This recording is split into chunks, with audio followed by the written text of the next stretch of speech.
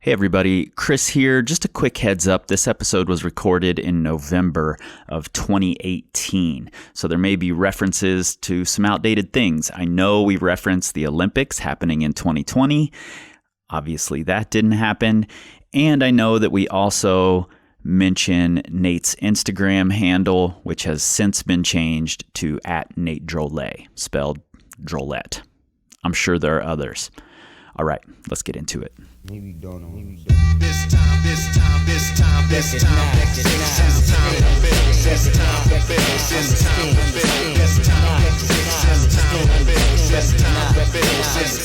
build.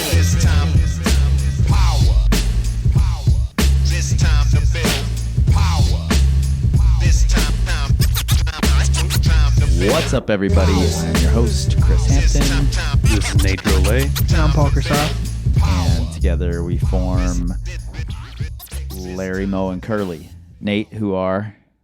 The Three Stooges. All right. Nate got an old one. I got one. Jeremy Ho will be proud. He will. He won't have to email you this time. J-Ho emailed me and was like, how old is Nate? He doesn't get any references. Is he like 12? I just get stumped easily sometimes. Always. All right. Today we are again sitting here in Rachel and Eddie's basement. Thank you guys for letting us do this. Our female counterparts are sitting across the room watching doggo language videos on the internet. Doggo. I don't even know what this shit is. It's crazy. You guys should be looking at powercompanyclimbing.com or cruxconditioning.com. Those are the only websites that matter right now. Anyway, I digress. We are here today to talk about the top 6. It was originally top 5. Mm-hmm. We moved it to top 6. I feel like we could move it to top 27, and we could do this. We could do a whole new podcast on Just training myths. The top 6 training myths. That's today's topic. And I think we had a tough time coming up with these and ordering them. And I feel like like I just said, we could have just kept going. Mm-hmm. It seems like myths are pervasive, and maybe we're part of that problem for putting out so much information all the time. Even though I do try to filter a little bit and make sure I'm not speaking in absolutes. And maybe that's the problem here. Like, a lot of people love to speak in absolutes, that this is the way, this is the only way. And then it somehow catches on and becomes this myth that just gets repeated over and over and over throughout time. Do you agree with that? Am I on the right track here? Or am I just being angry? Let's not rule anything out here. All right. I think it comes down to the fact that a lot of times people are looking for the magic bullet. And, sometimes when people want to give it to them. Yep. And when training can be a difficult process at times, Mm-hmm. You may not see immediate improvement. And a lot of times it's easy to see this new thing that's come out, or especially now, because we're in an interesting time, because, climbing is going to be in the Olympics in 2020. Climbing research is still very much at its infancy. There's very little that's coming out in research. Yeah, not even toddler stage. That's definitive, or even tells us stuff we don't already know. A lot of the research out right now is oh, hey, hangboarding's useful. Look, the coaches were right. Yeah, stuff like that. But, we're in a stage where a lot of this information is coming to light, and it's easy to take new information or something that's been seen, or someone who promotes a narrative in a very aggressive or strong fashion, and use it as kind of your parachute into getting out of a training method that's challenging for you, which could be causing some growth into something that maybe fits what you think is helpful, or just feels easy for you to start out with, and lets you kind of escape a little bit of the struggle, because struggle's good sometimes. Yeah, totally. That's a really good way to say this. Do you want to be co-host? Because I could just kick Nate off this thing. I don't think I could handle the pressure. It requires a lot of drinking. It does require a lot of drinking. So, Yep. Well, actually, I think that sort of takes us right into our number 6, because you mentioned that it's sort of a parachute. It's almost an easy way out. And I see this quite often. And number 6 is that you should be doing corrective exercises. That's the myth, that you should be doing all these correctives. And I think for a lot of people, I don't want to put in hard work. I'd rather do 500 of these different really easy band exercises every day to correct all these little things I have wrong, rather than do the hard work to make myself better. Now that I think about it, you are angry. Yeah. I am what? You're angry. You're right. I am. Yeah. I'm totally fine with that. I'll own it. But yeah, so this is our number 6. And I think this one's really important. And I feel like a lot of people stumble across this with, good intentions, and they feel like they're in a tough spot. Like they get injured and their shoulders hurt, elbows hurt, fingers hurt, whatever. And man, they want anything. They don't care if it's all the mobility exercises in the world, anything that they've ever read online, all the fucking band work that they can do with horrible form. But the thing is, they do it with great intentions. But the problem is, so many of these things that what a lot of people will do, let's say they do get hurt, they want to do all these correctives, but a lot of times they get stuck and they don't actually end up getting better from them because they're just doing a slew of random things that they saw on the internet or Googled. But also what we end up seeing is there's a lot of people who they're like, oh, well, I'm getting older and I don't want to get hurt, so I'm just going to do, rather than getting stronger, and strength is a great way of protecting yourself from getting hurt, they start doing all these ridiculous... And frankly, once you're older, getting stronger is harder. It is. Yeah. And it's a lot harder to get stronger the older you get, but it's also the way to protect yourself. Yep. I would argue it becomes more important as you get older. It does. Absolutely. Muscle mass is harder to maintain. Muscle mass is protective. That's why I was saying I think these bands are the easy way out for people. They don't want to do the hard work. Instead, they would rather do all these band exercises that aren't challenging. Oh, I feel like that's what old people are relegated to. A lot of us are. That's That's all I do. I go to the crag intending to climb, and I just do flippity floppity band Before exercises. you know it, you've just all girth day. itched a tree, and you're tied down to it. You just got to do shoulder exercise. I think there's like 47 rotator cuff muscles. You got to hit every one. I do 48 different exercises. There's 48. There's 48. Yeah. Let me tell you about this new research. Yeah.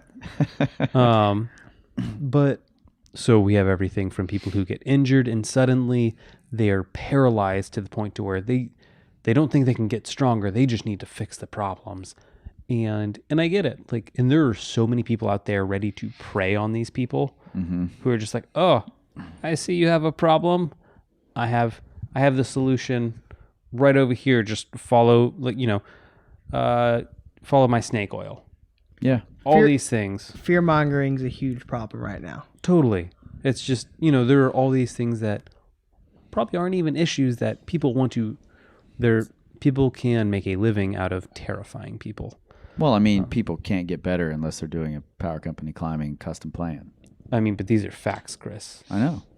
That's all I'm saying. But going back to opinions, bands.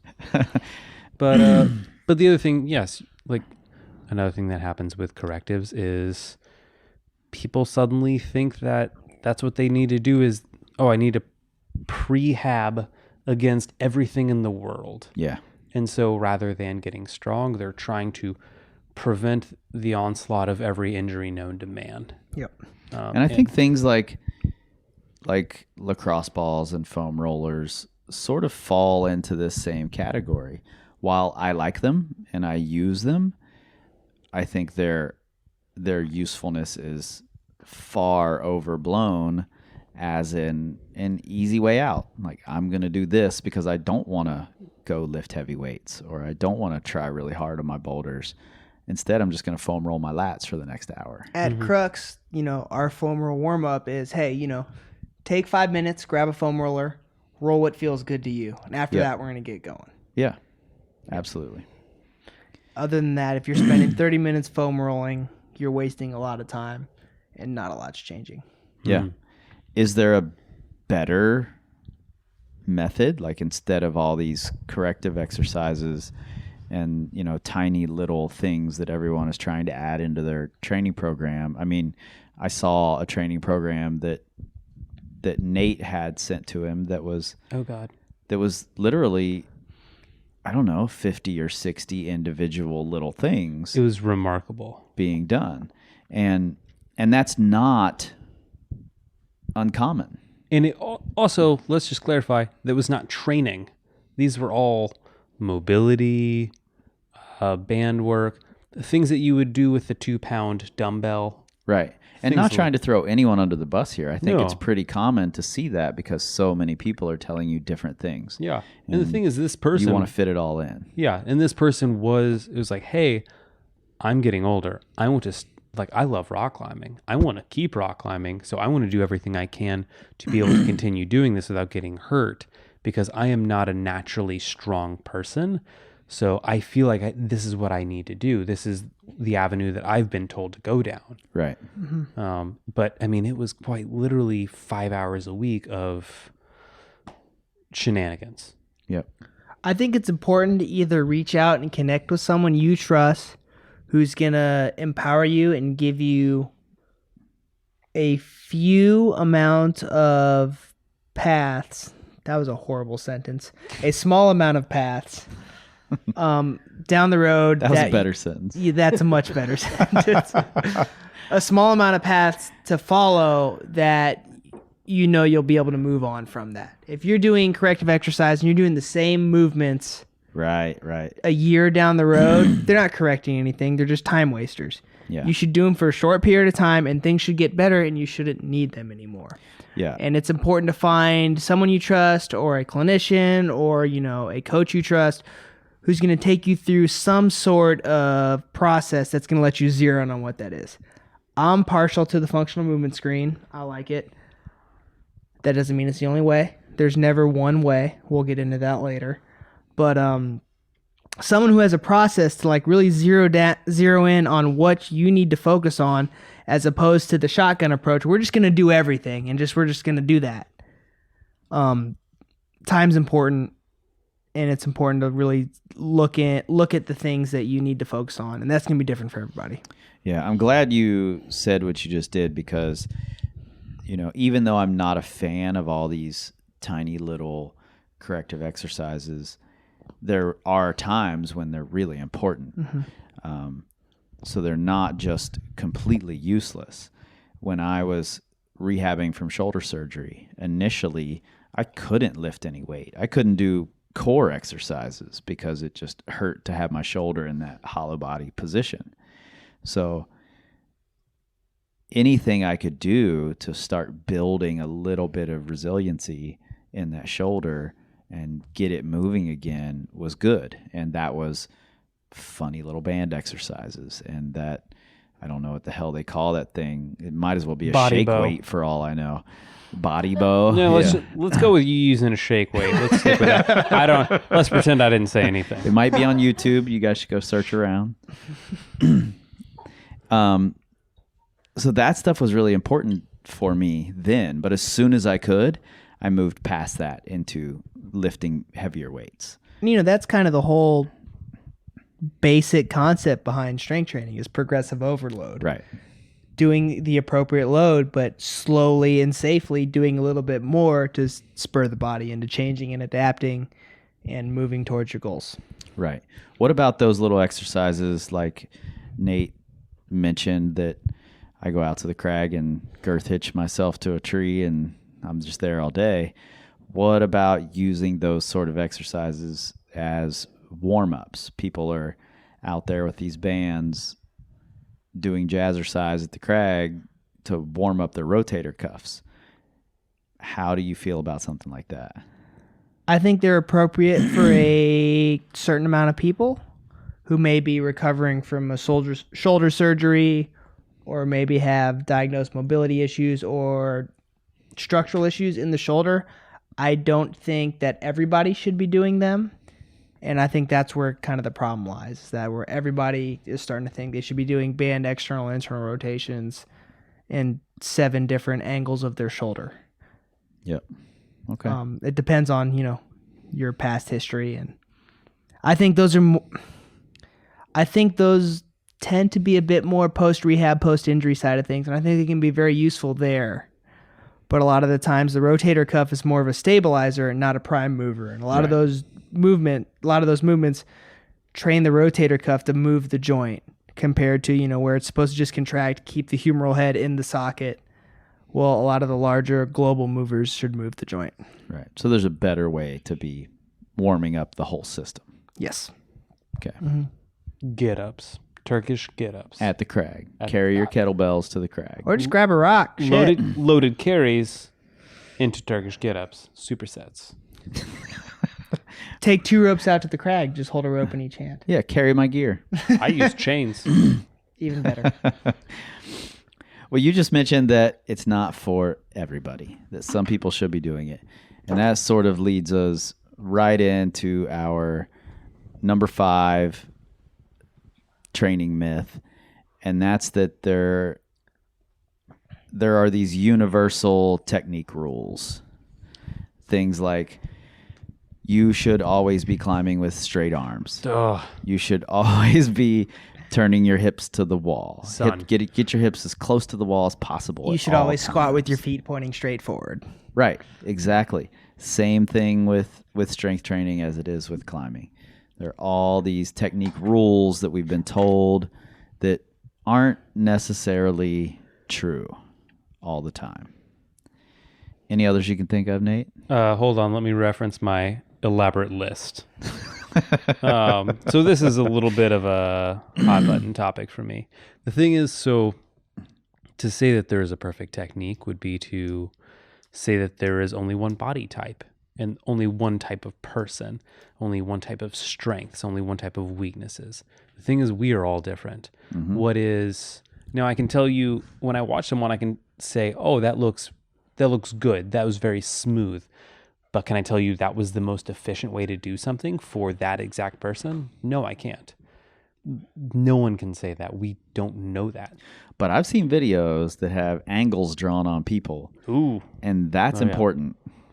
Yeah. That means something. Oh, yeah. Arrows, lines, coach's eye, it's all. If you can draw an angle and Facts. tell me that's a 110-degree angle, then it must be right. So just to list a couple, 3 points of contact on the wall at all times. Nope. Get the fuck out of here. That you need to be on, so these two are very close to my heart. One is that you should feel in control all the time. I was just talking with a guy today.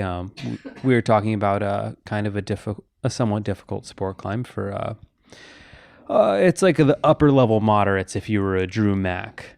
And we were talking about Drew Mack now or Drew Mack 2012? I say Drew Mack now. Okay. Yeah. Somewhere in the moderates, soft moderates, soft upper Soft upper level moderates. And we were talking about this move on it, and we were just saying like, okay, you just have to go, and it's like a trust fall, this move. Like, you just have to go blindly trust that you hope your hand will close around this next hold. And it's just like, that is not how sport climbing is supposed to feel. Right. Like, you should feel like you're in some form of control. But What was it? The leader must not fall? That was like the old adage. leader Yeah, must not exactly. fall. Yeah. But it's one of those things, in bouldering, it's completely fine if you're like, hey, I'm just going to scrap my way to the top of this. Yeah. And that's As fine. soon as you tie into a rope, though, well, all control all the time. Exactly. And so this is one of those things that going into it, I'm going to feel like shit and I'm just going to go for it. And I'm probably not even going to, in the back of my mind, believe it's going to happen, but I still have to go for it. And it might work out. Yep. But that goes completely against what good technique should be. You should feel in control. You should have this confidence that it's going to happen. Sometimes you just got to get scrappy. Yeah, I agree. And I do think in a strange, abstract sort of way, there is a level of control in releasing control. Oh, yeah. I think the best boulders, and this is something that I struggle with, so it's something I very much see in other people. There are a lot of great boulders who you watch them and you're just like, Dave Graham's a great example. He has this level of tenacity that is above anyone else. He there's a He video searches for crystals all the time. searches for crystals. He's really tenacious. But there's a video of him doing Bridge of Ashes, and it shows Yeah. him projecting it over a season. It's a really wonderful video. Yep, totally. But oh my God, I think it's the Sengo, but multiple goes, like it just looks like everything is falling apart. Like as he's climbing, and he just like keeps his head down and keeps moving. Like even if his foot starts slipping, he just moves. Like hand starts slipping, keeps like trucking along. Everything looks out of control, but he just keeps his head on and keeps moving. Yeah. And it's awesome. And there's another video of him doing a duress limits in Seus. It's like an 8, I think it's that, or I think it was 8C or 8C plus out there. I forget exactly what route it was, but watching him gives me anxiety because I'm just like, man, you look like you should be off on every single move, but he just can stay composed, keep moving, even though, you know, maybe a foot slips or he misses a hold initially. And these are things that you might say are technical errors, but it's like, well, you know, dude, he's one of the best rock climbers in the world, and he can stay composed and climb well through this. I think this is a very valuable skill. Yep, totally. So those are some big ones. One that's also kind of close to my heart is the idea that you should only climb as fast as you can without Sacrificing precision. precision. Quality. Yeah, which nothing in life has ever been learned by staying in your comfort zone. So why on earth would you say, hey, just climb as fast as you can comfortably? Like, because if you make any mistakes, that's a problem. I did that for a long time. You know how much faster I got? Didn't. None. Yeah, Ninja Turtles over here. Yes. Not even Ninja Turtles. yeah. I was just No regular ninja. turtle. But this is a thing that's been said forever. Like, you should only move as fast as you can with perfect technique. And it's like, you know, typing is a good example. If you want to get faster at typing, you have to push so fast that you make errors. You understand why you make the errors. You correct that issue, and then you keep going. I think climbing's the same way. I think you can push it too far. I don't think it's necessary to like sprint up things. But if we say that we always have to be under this perfect control where everything is perfect all the time, you're never growing. You are stuck in this comfort zone. Yep. And you know what's funny? I was just recently watching a video of Adamondra, who everyone always references when we're talking about climbing fast because he does move at a crazy pace. Yeah. Watching a video of him, and I had this thought that I almost was like, that's blasphemy. But I think I was right, that it looked like he was just being sloppy with his feet, like just flopping his feet onto holds. But it was the same situation as you were talking about with Dave Graham. Like, I'm like, he didn't place that foot precisely at all. He just slops it there and it works, and he just keeps moving. And he's gone from that horrible foot placement in 0.2 seconds, and it didn't matter in the slightest. Compared to like the 2 seconds it would take for him to like watch the foot onto the hole. Right. And Exactly. And it worked perfectly fine. You know, I would be like laser precision trying to put that toe on correctly, and here I am on the same move, and he's clipping chains, 20 feet above. Yeah. So there's something to be said for allowing yourself to be a little bit sloppy, a little bit out of control, and moving a little faster all at the same time. Yeah. I think there's a skill to that. I did just call Adam Ondra sloppy on Yeah. my podcast. Yeah. Okay. I just wanted to make sure that Shots happened.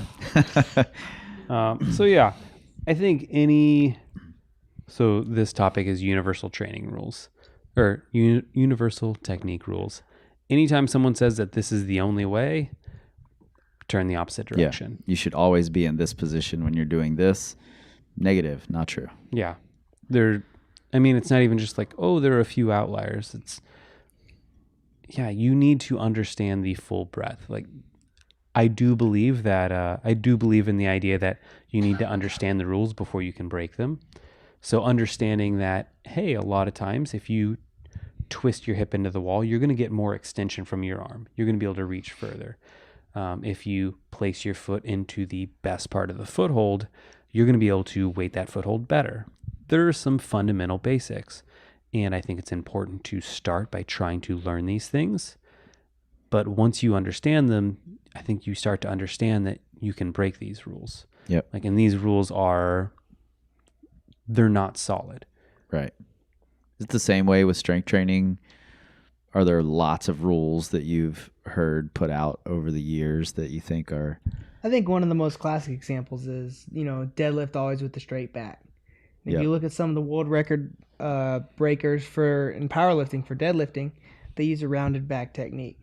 Would I tell people who are new to deadlifting to start doing that? Absolutely not. That's a problem.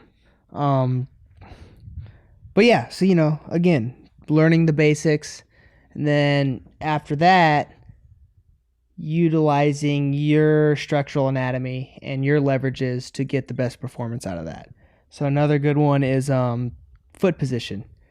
A lot of times people are told to squat only with their feet pointed forward or with their feet just outside of hip width. And, it's going to be a little bit different for everybody. I know, I believe he's a chiropractor, Ryan DeBell, wrote an article about squats and hip anatomy. I think it's on the Movement Fix is his blog, but it's been shared around. You'll probably be able to find it pretty easily, but it actually looks at a bunch of different x-rays of hip of pelvises and femurs, and there's different angles for everybody. There's a little bit of variation. So if we told everybody to squat with their feet pointed straight forward, we'd have a lot of hip issues. We'd have a lot of lower back issues. And there's basic rules like sitting back in your hips, letting the knees bend, but, using your whole body to get through it. But your stance and setup is going to be different depending on your anatomy. Right. So Yeah, same as all these climbing moves. Yeah. You're built different. You're going to do it a little different. Yeah. Taking basic concepts and then bending those concepts or morphing those concepts in a little bit to fit you and your goals. Yep.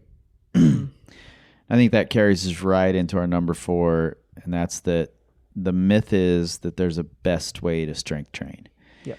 And this goes beyond just form and technique. We're talking about kind of the whole enchilada here, like whether it's some people prefer and preach barbells only, or bilateral only. Some people love kettlebells. Some people love body weight. Some people love unilateral. Some people are all about 5x5 everything, Some people say you shouldn't even be training, or you should, like, your strength training should just be, it should only move your rock climbing further. Like, Right. It needs to be as specific as humanly possible Right. to climbing. If you're not doing just loaded pull-ups on edges. and heavy hangs, what are you doing? Everything else is a waste of time. Right. Yeah. And that there is a best way to strength train, I think, is a myth. Yep. There's no best way, Again, like you said, this is piggybacking off of what we just said, but people have different anatomies. They have different goals. People have different fiber types. Some people have more fast twitch. Some people have more slow twitch. Obviously, if someone who has a predominance of slow twitch fibers does a lot of slow, high rep lifting, they're really not trying to change a whole lot, especially if they're trying to be a powerful, snappy rock climber. They're going to continue to be more slower, crawl up the rock face, which, isn't a bad thing. It just depends on your goals. But, and also depending on unilateral, bilateral, I think a mix is pretty helpful, especially as a climber. Like, yes, we do a lot of unilateral stuff on the wall. We also do a lot of bilateral stuff. We place both feet. We drive with both feet. Sometimes we pull with one foot. Sometimes we pull with both arms. Sometimes we pull with one arm. It just really depends on where you feel you're weak at that point in time. And who's to say 2 months down the road you need to work on something a little bit different. Right. Depends on your mobility characteristics. A lot of people who have had a previous shoulder injury, I think there's someone here who had a pretty catastrophic shoulder injury. I'm not sure. Wasn't catastrophic. It was fine. Yeah. I just went straight into overhead military press immediately after. Yep. And, there's some difference in mobility there. And I think gluing both arms to one implement, something's got to give somewhere. And, if unilateral strength training is perceived as the only way to go about it, there's going to be some problems down the road. Likewise, if your issue is generating as much force as possible throughout your whole body and you're only lifting one implement in one arm, there can be some problems down the road there too. So it's really important to look at what you're trying to do with your strength training and how is that going to support your climbing. And that's going to require different implements, methods, and tools for different people. Yeah. So if someone's telling you there's only one way to do it and you only need one implement, again, use caution. Yeah, and having worked with a wide variety of clients, I would bring in the idea that just because someone doesn't have something available to them, equipment or facilities or whatever, as a coach, I'm not going to say, well, you don't have the best way available, so you just shouldn't even do it. That would be silly. There are all sorts of ways to accomplish a lot of these goals. Almost none of the strength training goals that we have are like there's one path to it. There's almost always a bunch of different ways to get there. Yeah. I think one thing to take into consideration when we talk about like evidence-based coaching, a lot of people say that there are 4 tenets to it, and one of them is the client's preferences. Because the thing is, it doesn't matter what you think is best if the client's like, look, bro, I can do body weight. You don't throw research studies at your clients? Give them required reading? Yeah, exactly. But have you read the research, the literature? I'm going to need some citations. But the thing is, if someone's like, hey, I've got some gymnastics rings and I can do body weight stuff, that's literally all I have access to, that's what you've got to work with. So I think it's really, it is very important to look at personal preferences. And something else that I think is very important to talk about on this is I've been climbing, I think 14 years now. Chris, how long have you been climbing? Approximately 75 years. Okay. Yeah. Paul? 12, 11? Okay. Yeah. I think 25 actually. Okay. So collectively, that's a lot. Like, I don't know, we've got like 50 plus years between the three of us. I think like 100 plus. Yeah. But at least a decade of mine was trad climbing, so that doesn't really count. Ooh. Edit that part out. So something that's kind of neat about the longer you've been climbing is you get to see cycles. When you first start climbing, you've been climbing for a few years, it's kind of easy to think that you know everything and to say, oh, like, this is how this works. A common instance is you go into the gym, you climb, and there's this guy who climbs, the super strong guy in the gym who climbs V11. And you're like, well, he just comes in, climbs like campus boards, does heavy pull-ups, and that's all he does. He doesn't do any strength training, anything like that.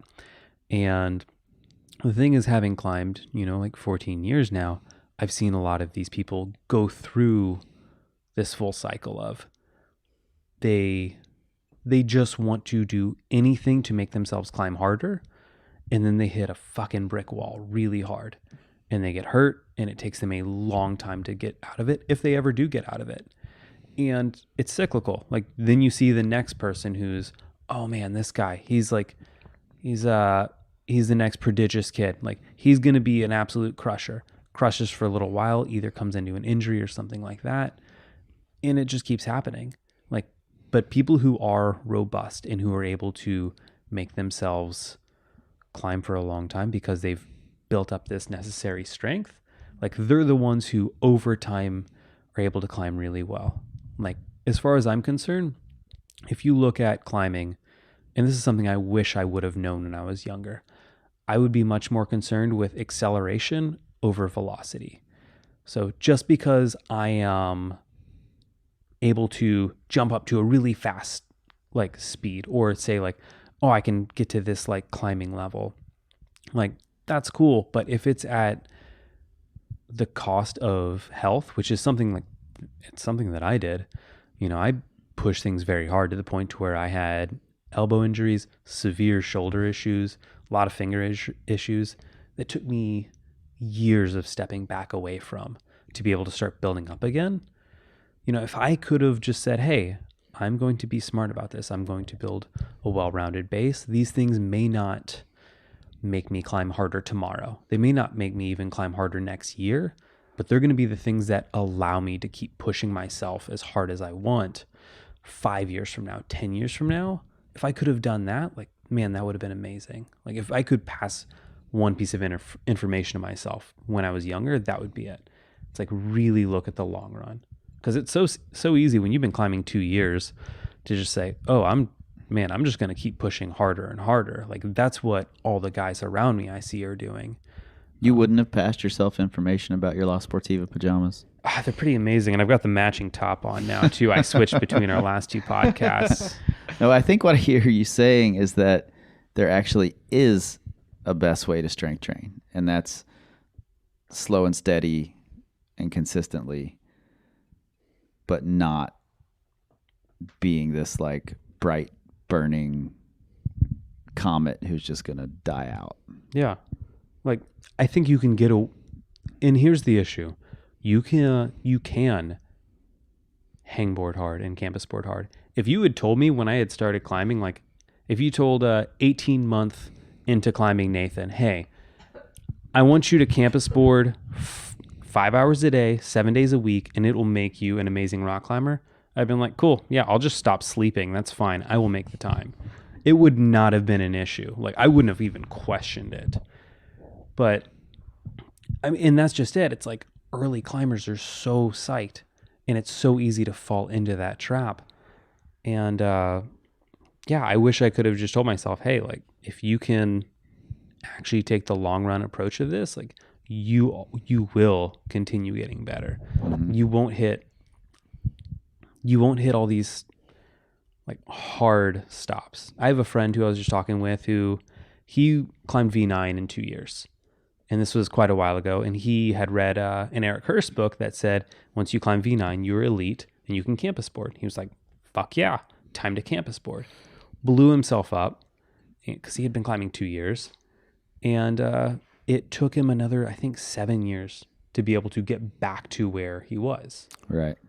Because it just took him so long because he, blew up, kept trying to push hard.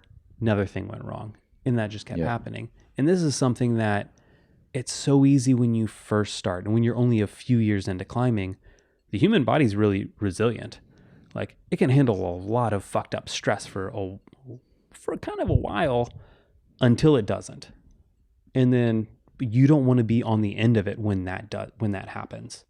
When your body's just like, hey, dude, we've been trying to work around this, but you're moving like an asshole and you're just like treating me like shit. Like, this is where we're at now. And you don't want to get to that. I always think it's a good analogy. A lot of that high intensity training stuff tends to, you've got a cup and, all the fluid in the cup is your training capacity. All that high intensity stuff takes stuff out of it and then it gets refilled a little bit higher. But your movement quality work, your basic strength work, your technique work, that makes that actual cup a lot bigger. And a lot of times people tend to just focus on putting stuff into the cup and at the same time taking a lot out of it and not doing the boring stuff that helps make that cup bigger. Mm-hmm. And that's really going to be the key to the longevity of a lot of it. Yeah. Well, I think now that Nate's brought the mood down, talking about people crashing and burning and failing to ever see their potential and falling apart, maybe we should just take a break. Sounds good. Break. What's up, everybody? Chris here. I'll keep this short and sweet. I just wanted to let you guys know about our new updated proven plans that are now available on the website. These are the patterns that we've seen emerge after years and years of training hundreds of climbers. The patterns that at a specific level help those climbers reach the next level. And this includes our 2 newest proven plans, Just Climb More Boulders and Just Climb More Routes, written specifically for the new or novice climber. Why just climb more? Because frankly, we feel like the advice that most new climbers get, just climb more, is a lazy cop-out answer. While you will be climbing more, you won't just be climbing more. Instead, you'll be climbing more focused, more intentional, and you'll be learning a more efficient way to progress. We've updated those with weekly progressions, all of the most recent ideas and concepts that have been proven to work in training for climbing, as well as new videos for every exercise and every drill that you'll do. This is all laid out for you week to week, delivered in our mobile app.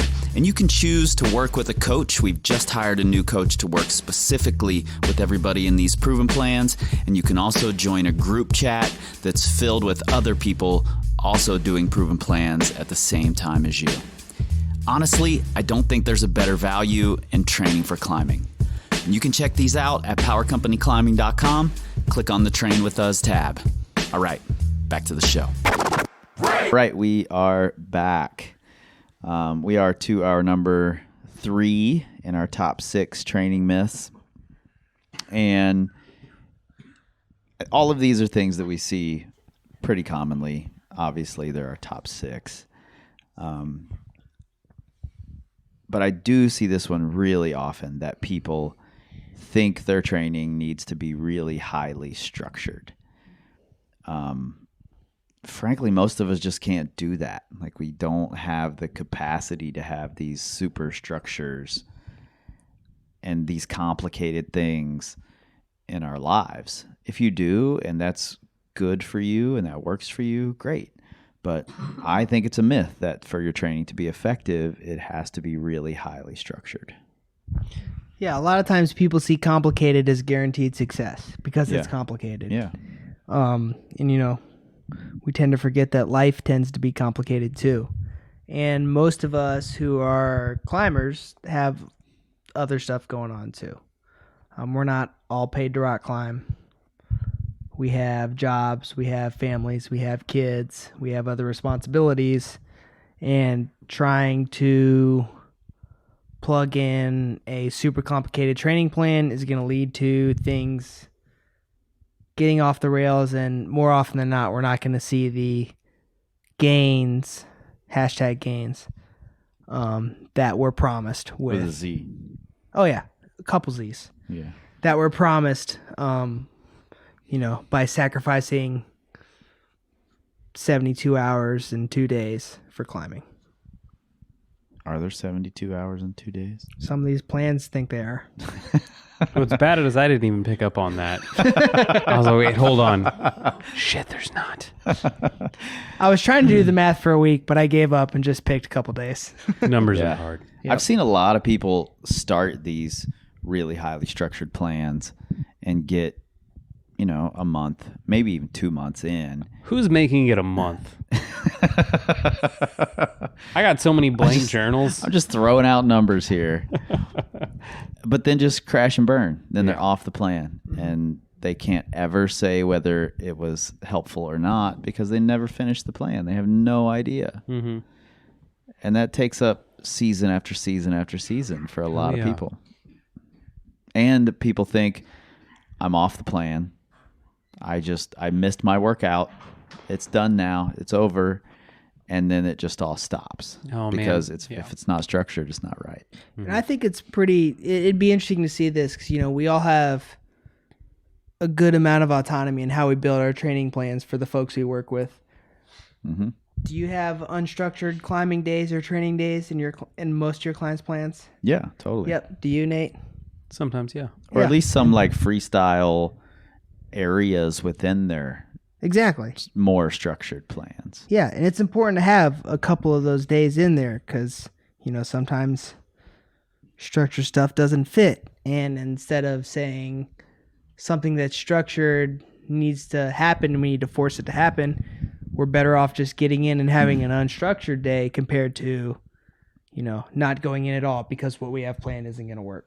Yeah, and I will say this, just in contrast to that, I do have clients whose lives are very unstructured and sort of chaotic, and it's really helpful for them to have a structure when they go into the gym. Sure. So sometimes it is helpful to have that structure, but I think the myth is that you're not going to get anything out of it unless it is really highly structured, and that's just not the have a case. rep and set scheme and things like that. Right.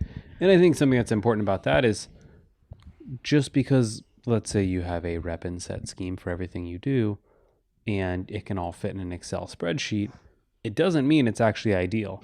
It just means that it's measurable in one specific way. Well, I think we can prove that very easily because there are 400 different hangboard protocols, Actually, that are, there's 401. there's probably 400,000. But which one is the best? But exactly. Only one of those can be the best. What if did there Ava is say? a best. We're going to save that for the Ava podcast. I can't tell the people, not just yet. They can't know the truth. They're not ready for the truth, Nate. But no one would be doing all those others if there was a best. But all of these things there are people out there for every one of these hangboard protocols who tracks it religiously and has these complex programs to tell them what they're getting out of it. And 399 of them aren't the best way. So why are you tracking it this way? Why are you paying that much attention to it? Why all the structure? So I think we can prove that just because it's complex doesn't mean it's the best way to do it. So who do you feel like would be best served by having slightly less structured training? Actually, frankly, I think people who think they have to be structured, not that they need it for some reason, but if they feel like they have to be structured, I think those people should have some sort of freestyle time, some sort of don't keep track of your hangs. Go hang for a few seconds. Don't use a stopwatch. Don't use a timer. Don't count the reps. Let's just go hang for these 15 minutes. Don't even measure how deep that hold is.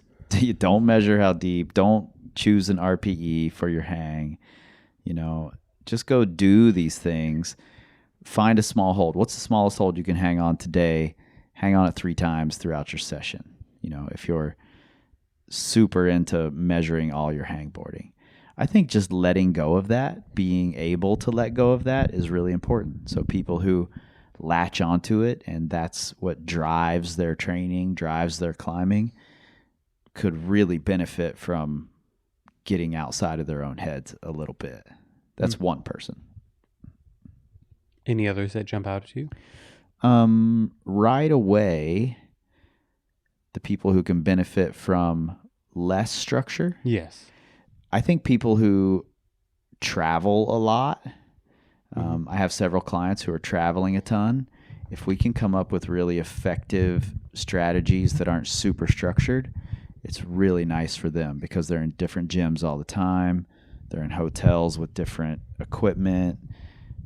So tons of structure just stresses them out. Like, I can't get my workout in because I don't have this available or this Totally. available. It's not the same hangboard as the other gym. This gym didn't have kettlebells. That one did. So a little less structure for them is really, really helpful. Do you have any concepts or kind of underlying strategies you use for those people to kind of design sessions for them, or you just give them themes, or Actually, I do use some of the ideas that we talked about in our episode on time efficient training strategies, such as if they're traveling to different climbing gyms all the time, we'll use, go into the gym and you're just going to spend the first half of your session finding 8 boulders that feel, that are about 50% of your max. And we're going to try to do those 8 boulders on the minute for 4 rounds. So that you'll spend 30 minutes finding those 8 boulders, and then the next rest of your session will be just sort of a density on the minute boulders. And they can do that in any gym, and it doesn't have to be the same boulders week after week after week. It's just a good exercise for them if they need a little structure, but it can be a little freestyle as well. There are also lots of sessions where, especially if it's a strength session, where I'll have people just go in and work on their Turkish get-ups.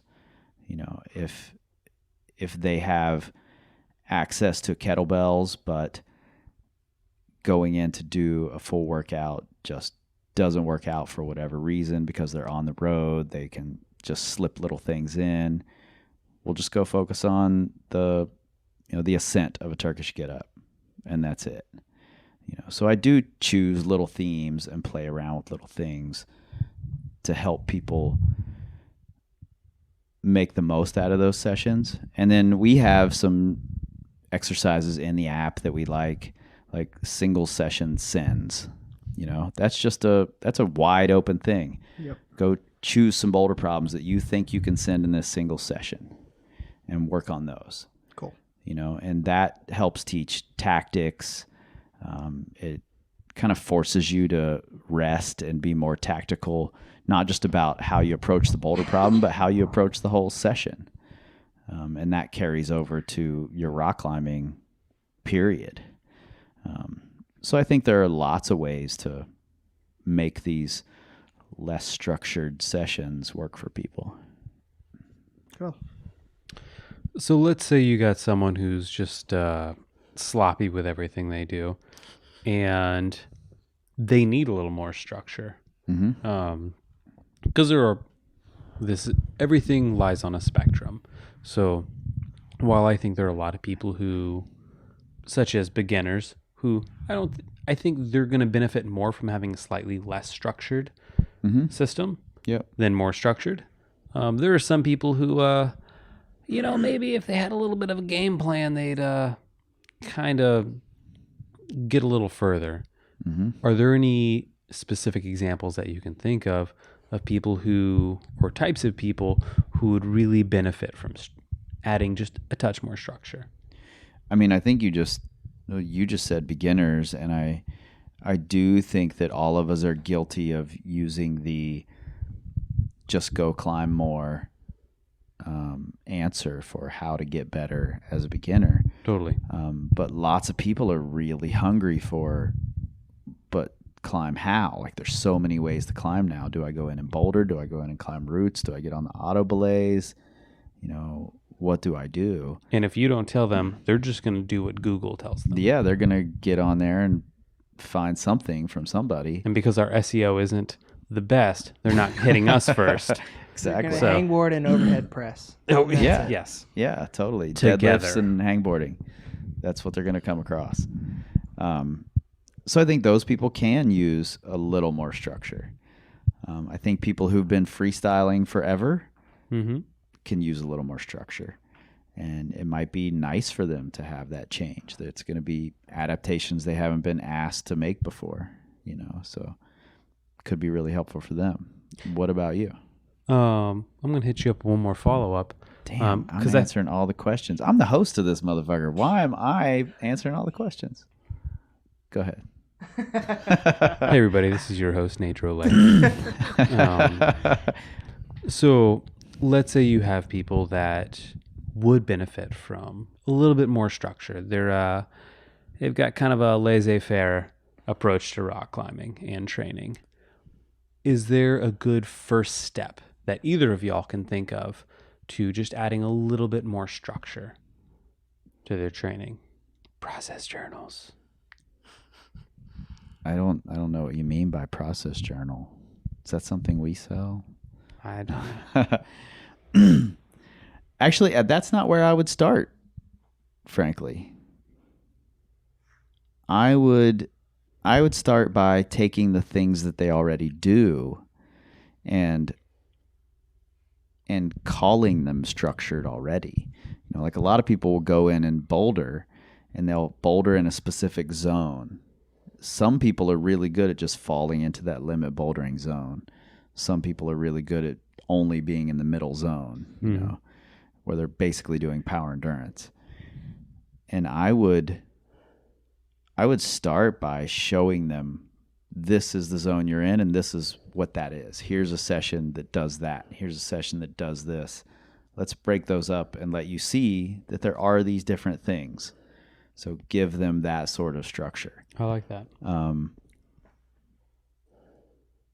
And I think that will help them understand that my laissez-faire attitude toward climbing results in doing the same thing over and over and over. Even if I think it's something different, Yeah. I fall right back into that same mode all the time, and might help them break out of it.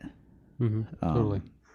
Why do you like the process journal as an intro to structure? I think as far as building structure goes, I think there are two ways to approach it that work really well. One is front loading it. So one of my favorite things is just buy a pack of sticky notes. And I used to do this. I just Do you have kept a preferred color? Classic yellow. No, I never had yellow. I always had a mixed patch. So my dad's a home inspector, and he always kept note cards or sticky notes up in the like sun visor of his van, which I now own. And so they're like neon green, pink, blue, and I think it's just those three colors. So I would pull one of those down. I'd pull up into the gym parking lot.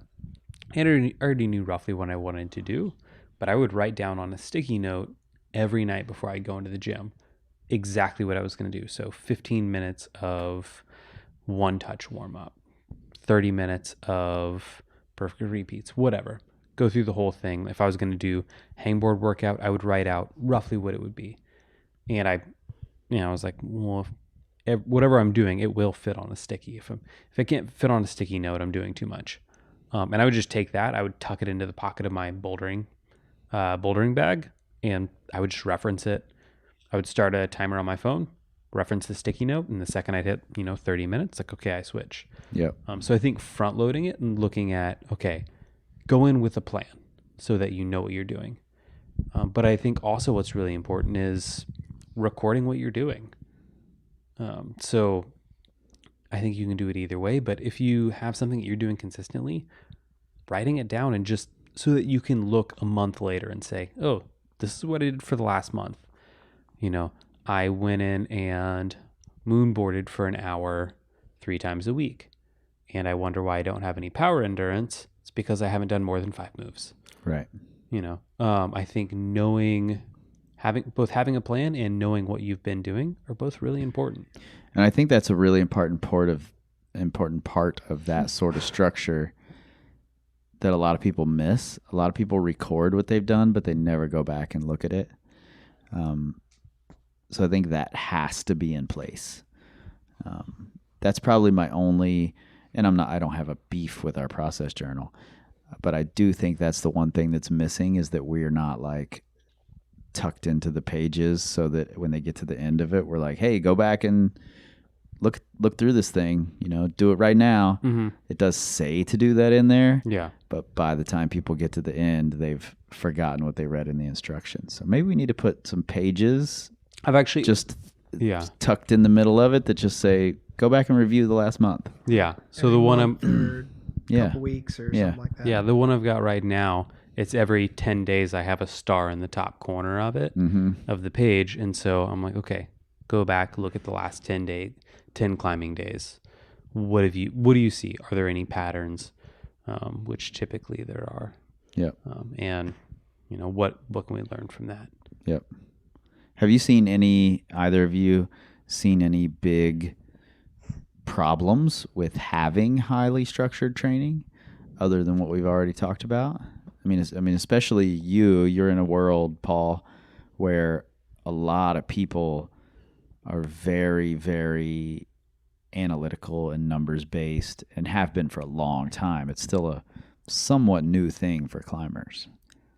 Outside of what we've talked about, no. I do think it takes reinstating that being highly structured when you have a highly structured job and highly structured outside of climbing life.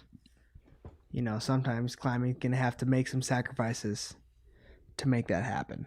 But I think all we have to do really is look at most of the best climbers in the world right now, and they didn't get there by being super highly structured. Most of them. If I could see Adam Ondra's Excel spreadsheet from the time he was 8 years old until now, that'd be great. Right. And, you know, that's not saying that it's bad to be highly structured. It's just saying that it's not a way that you have to be. Yeah. right. Doesn't mean you're slacking if your training plan isn't super complex and structured. Mm-hmm. Yeah, certain times I don't think it's completely necessary. Some people also do thrive off it though. Like if that's what gets you psyched and you write a training plan and you stick to it, fantastic. Yeah. I Good had for a you. consultation with a woman. I remember this. Yeah. We were in, where were we? Oh God. Oh, we were in Knoxville. Yes, that's We were right. at that little coffee shop and I had a consultation with this woman whose training program was very, very complicated. And very long. And very long. And that was the first thing she said to me was, you're going to tell me it's too complicated. It's too long. I will stick to this. I'm good at it. I can totally do everything on here. I've done it in the past. I was like, okay, we won't even talk about that then. Yeah. If you know this is how you operate, great. Do it. Yeah. Any more either one of you want to say on that topic before we move on? I think I'm good to move on over here. Yeah. All right. This next one is yours, Nate, and I think it's an interesting idea. I think we could do a whole separate podcast on this, but it's that you can't really piece together a good climber.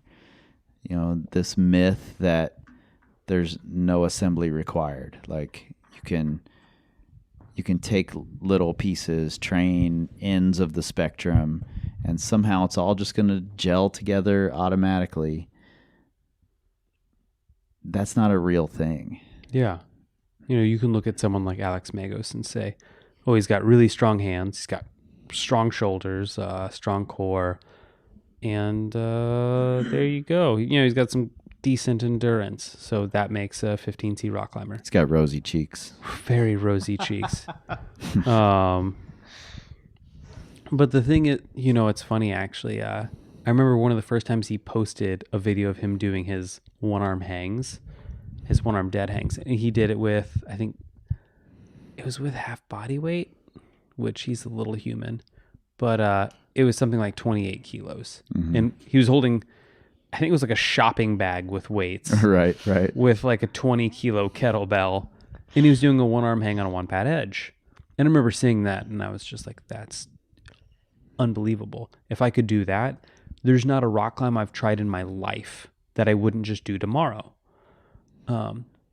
And so he posted that, and I think it was maybe a day later, he posted a video of him doing something like 14 one-arm pull-ups. And I was like, yeah, this is it. Like, you know, it's so easy to look at that and be like, duh, this is why he's great. And what's funny is on Instagram, I came across a video of a guy from South America who he was like, hey, he was like, a buddy of mine put me up to putting this on Instagram. And it was him doing at more or less the same body weight, the exact same one-arm hang that Magos did, and even more one-arm pull-ups. And I was like, who the fuck is this person? And I like scrolled through his Instagram, sending like V11s, V12s, not V16s, not like 15C. Right. Like this is someone who is pound for pound one of the strongest climbers in the world, who none of us have heard about, or I'm sure some people have heard about, but it's like, he is not a world-class athlete. He is not a world-class climber. And it's hard to keep in mind that when Magos goes somewhere and does something, like when he went to the New, he did like 25 or 35 14s in 2 weeks without a rest day. Right. His rest day was he drove to the Red River Gorge, did 2 14Ds, and drove back. I don't know. I don't actually know how that was a rest day, but he classified it. He was just like, yeah, I took a rest day. I went down and I did the 2 hardest things in the red, and I came back. My rest days aren't that productive. But the thing is, it's very easy to look at these people, these great climbers, and say, oh, this person has this. That's necessary. That's what I need. That's what I need. Like, I need this. I need that. Though I will say one of my absolute favorite quotes ever, keeping on the Magos tip, is someone in an interview asked Magos what he needed, or if he could have any skill, what would it be? And he said, I would like to have Jan Hoyer's sloper strength, because then I would be the ultimate climber. I was like, okay, well, there you go. That's it. Just that one. He would also be the ultimate German climber, which I thought was a nice That's true. addition to it. Yeah, really good point. You know what else is funny is that we often say, if I could have Daniel Woods's lock-off strength and Jimmy Webb's ability to jump and, Dave Graham's creative beta. Nathaniel Coleman's chin. Yeah, I say that all the time. Yeah. But the fact is, none of those people have those other things. Like Daniel doesn't have Jimmy's jumping ability. Jimmy doesn't have Daniel's crazy lock off anything to your waist ability. They don't have Dave's creative beta, and none of them have Nathaniel's chin. No. But somehow they've all become world-class athletes without having those things. So I think that, that sort of just highlights the fact that all these things that we want that are going to make us the complete climber, it's just not true. There's some sort of something in there that we're not seeing, some intangible, unmeasurable thing. I think they all have, above a certain minimum percentage of all that, but it takes a unique thing to put it all together. Yeah. Yep. Being able to synthesize all those things and all those movement qualities and all just the simple strength in certain patterns to bring it all together. What is that thing? Because I need it. Yeah. Process journal. We talked about this before, right? Yeah. No, I think that's what it is. That's exactly what it is. Yeah. Who knows? And that's kind of the issue is it's still out there. Yeah, and I kinda think why it we all- goes for training as well. I alluded to this a little bit, but there's this really popular idea in training right now that we should only be training at the top and at the bottom, so to speak. So really low-end climbing and really high-end climbing, low intensity, high intensity. And I've done this sort of method, and I like this method quite a bit. But I spent a fair amount of time leading up to that learning to climb in the middle zone, getting really comfortable in the middle zone, and being able to take that really low end and that high end and gel them together. And if you've never been there, if you've never climbed in that middle zone and gotten pumped out of your mind, but continued climbing and holding it together, then the first time that happens, you're going to fucking fall apart, no matter how good your high and low ends are. So I think it's being missed all the way around, that you can't just get the parts and then assemble a good climber. Yeah. Any more you guys want to say about this one? No, I think this kind of segues us really well into our final topic. Which is? You already wrote the name, so someone else say it. That the answers are clear. Yeah. And that's the myth. It's a myth. The answers are not clear. Yeah. It's especially in today's age where a lot more money, effort, time is being put into trying to understand climbing training. And there's all this data via whatever coming out and being looked at. People see these numbers and they think, oh, that's it. That's a fact.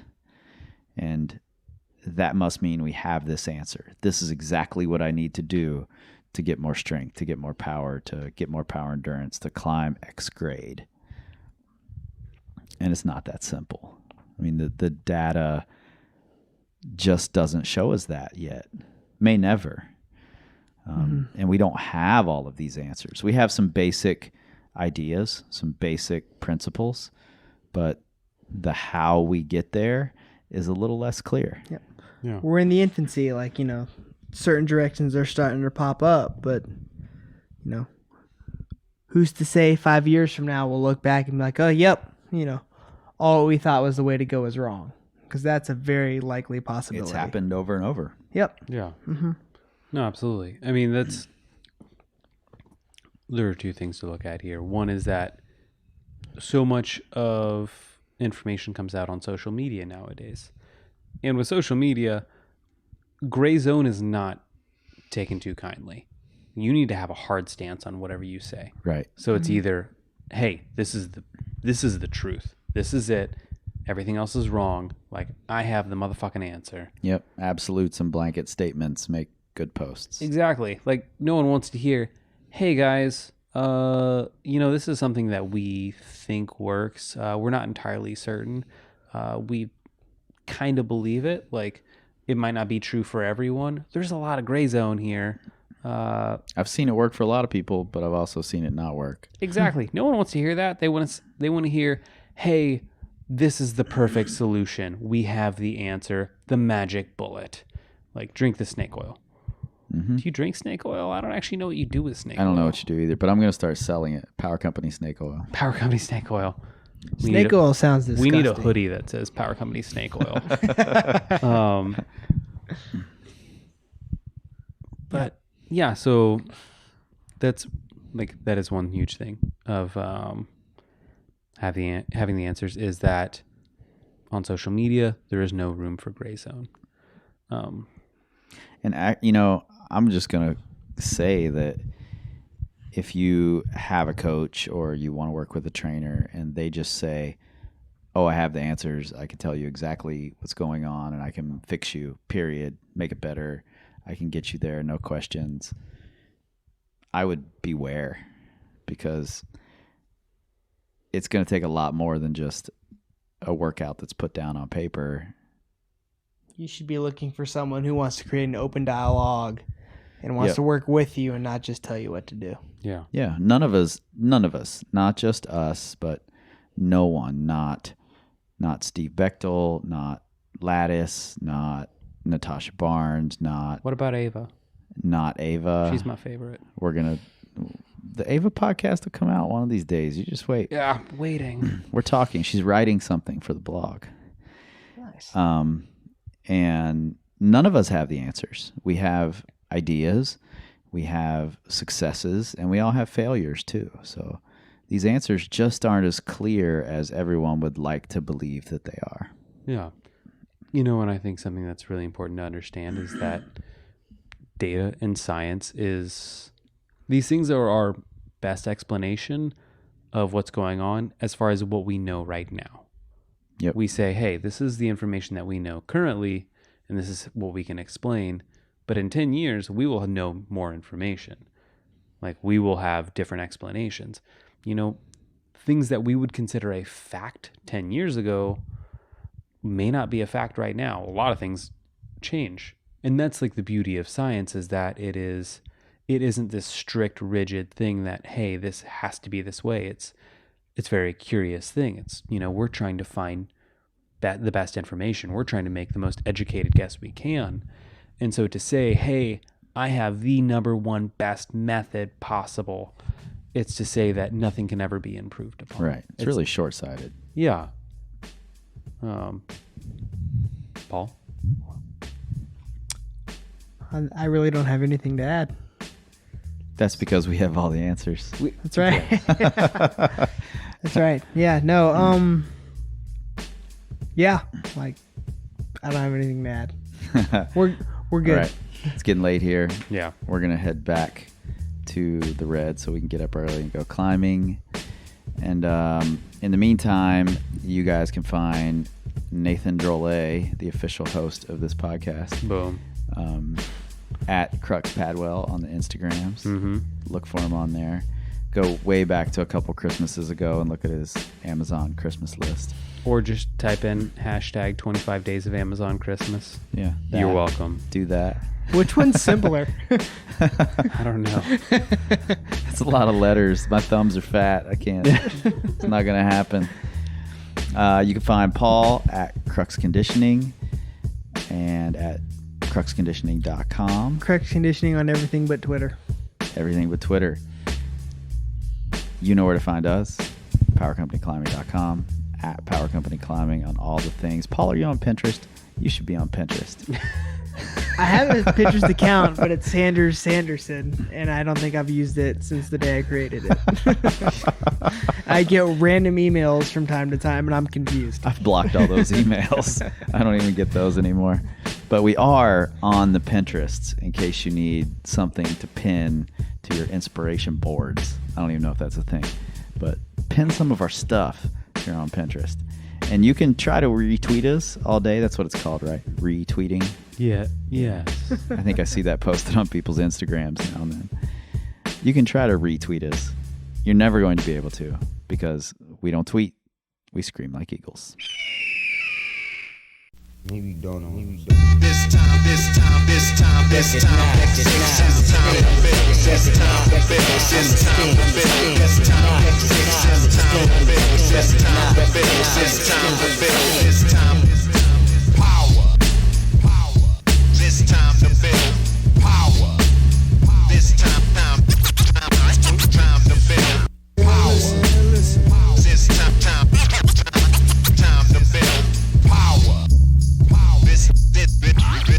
This time to build power. This time to build power. This time to build power. This time to build power.